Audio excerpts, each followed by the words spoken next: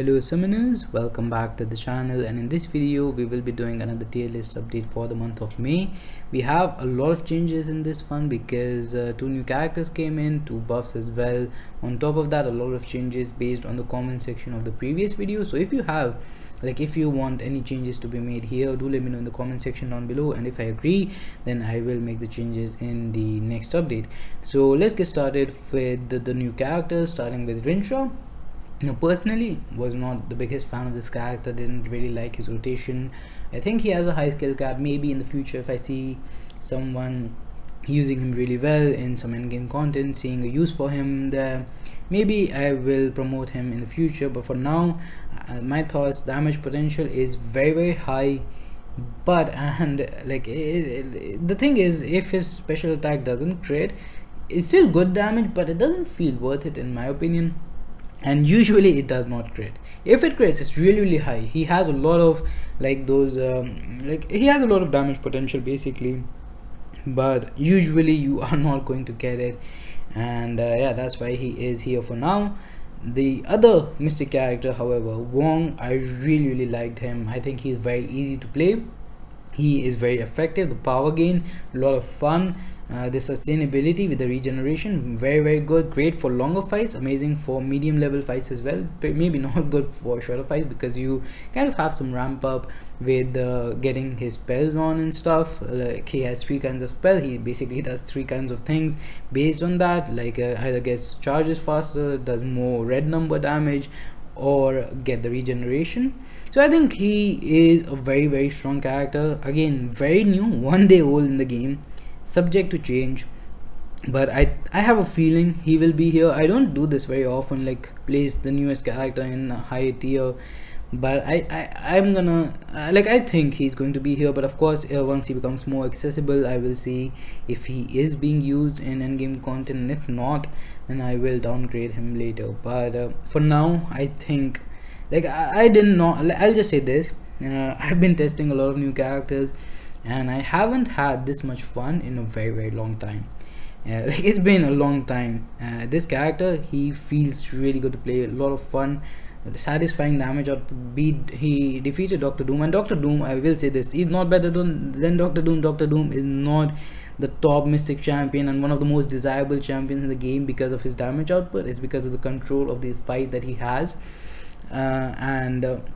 Yeah, but Wong's damage output is very respectable. He does bring in the utility with his power gain and also the regeneration and stuff, so I think he can hold his own in this particular tier.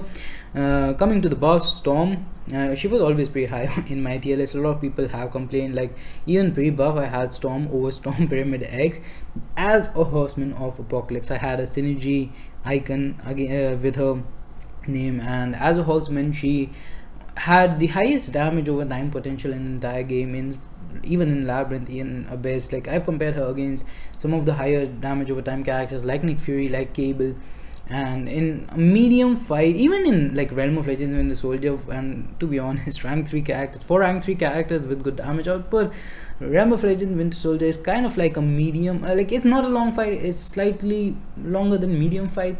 It's kind of at that range, and even at that range she could beat champions like Cable. Like by the end, her damage over time will catch up, and it just gets higher and higher from there. So in stuff like Labyrinth and Abyss, it was just like she just melted opponents if they were not immune to shock. Now after the buff, she does not need Apocalypse and being a horseman or anything. By her own, very solid champion. Then why is she not in the highest tier, you may ask? The reason for that is not damage output, it is the fact that she still kind of lacks utility, so that's why she's here. Then the other buff was Mordo. Mordo, like you cannot deny, like if you played, most people I don't think were using Mordo pre-buff, and most people I don't think are using him post-buff. It's not a Magneto level buff by any means, but you can, like if you did play him before, you cannot deny that he is much better now. But at the same time, he's still not particularly good. Like you can upgrade him 1 tier and stuff. He is very good in certain situations, like if the opponent has a lot of buffs. But I will say this, that the Mystic class, already had a lot of champions for those particular situations, champions that are overall better than someone like Mordo in my opinion. And here I'm talking about champions like Longshot, like Morningstar. You know, these champions, they can easily also do really well against matchups where the opponent has a lot of buffs. So while Mordo is a character who always shine in those situations and is now even better in those particular matchups, overall I think he kind of still deserves to be here, and yeah, that's why he's placed there. Other than that, the changes that I made, some of the characters like King Brute, I think got a tier buff based on a comment. I still don't think like King Brute, he is undeniably very suicide friendly, very sustainable, respectable damage output, kind of used in Alliance Quest, even higher level maps, nodes like Acid Wash. So you can kind of make a case for him going up. Do let me know if you feel the same way. If enough people say maybe I can see it happening, to be honest, now that I am thinking about it. But he did deserve this bump at least. And then who else got bumped?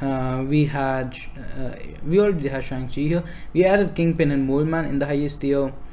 Champions like Aegon are hard. Like a lot of people say Aegon, he needs to be in the highest tier. A lot of people say Aegon, you don't really use him much in questing. The undeniable thing is he is the best for Abyss and long average content basically, and he is not the best for stuff like normal questing. He's great for stuff like incursions and stuff as well, and some celebrity challenges. He has proved to be pretty good at that.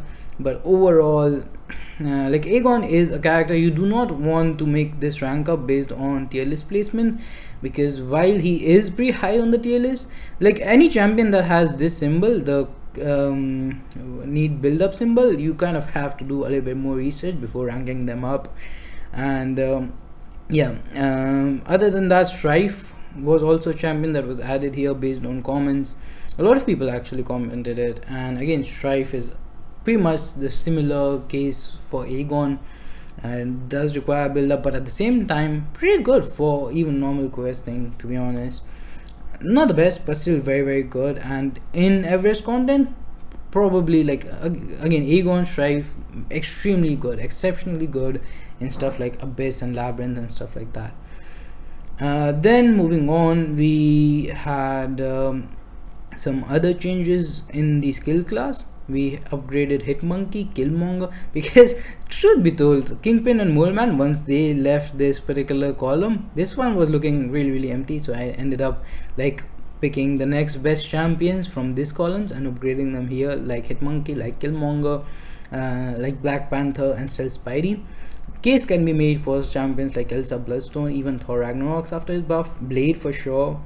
Other than that, I don't think a case could be made for any of the other champions, but if you feel that, then let me know. Also Silver Centurion got a buff from this tier to this tier. I don't think he can go any higher, but he is a champion with a lot of damage over time potential. So yeah, I think he is he kind of fits here in my opinion. Like this is pretty good placement for him, I think.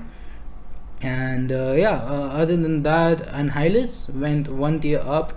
He can go further up, like with synergies. I recently made a video with him.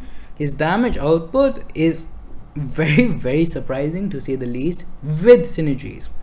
That is why he has the symbol. But again, mostly still going to be a defender for the most part. Can be used in offense, is in the good category. But yeah, other than that, Joe Fixit and Overseer also went up from Squires to here. They kind of deserve to be here in my opinion. Very suicide friendly. And yeah, that's pretty much it. I think that was all the changes. Probably missed some. Do let me know how you feel about this tier list, and I'll see you next month with the other update. If you want any changes, do let me know.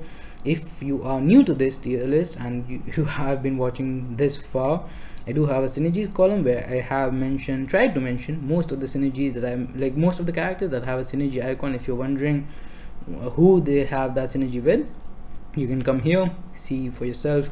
There's also a DPS column, kind of work in progress. Haven't worked on it in a long time, if I'm being honest. But based on the damage comparison, these are numbers for rank 5 5-star only against Realm of Legends Winter Soldier with suicide masteries without any boosts. And yeah, this is OG cap. There, 4 minutes 25 seconds, didn't even kill. Winter Soldier died from suicides. So yeah, that's kind of sad. But yeah, that's pretty much gonna do it for this one. Thanks for watching. Have a nice day. Like this video, share with the land, stay safe, have a good one, and bye bye.